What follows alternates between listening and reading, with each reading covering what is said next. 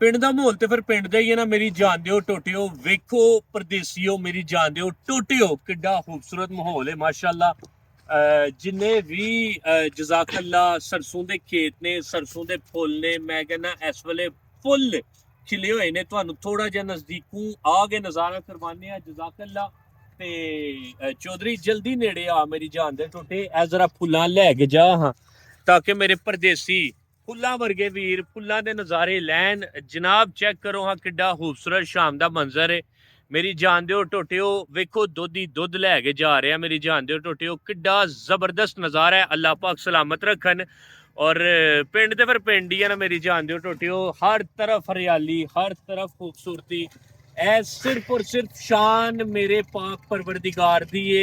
ए शान, ए इज्जत, अजमत, मुकाम सिर्फ अल्लाह पाक दी जात नूं चाहीदा है। ते नाल आ जाओ, मेरे नाल आ जाओ, तुहानूं जबरदस्त होर माहौल वाहिए।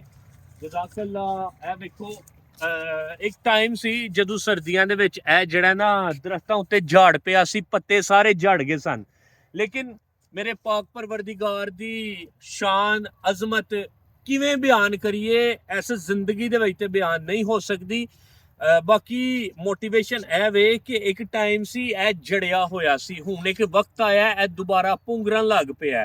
ते एहो ही हिसाब इंसान दा हुंदा है कि एक वक्त हुंदा है जदों ओ तरक्की दियां मंजिलां तय कर रहा हुंदा, ओ चढ़दा है।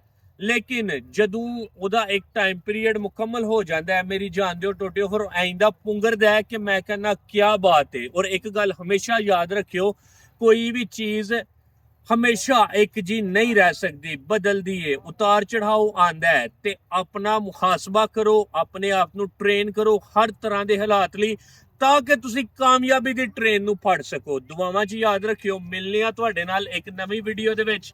अस्सलामु अलैकुम।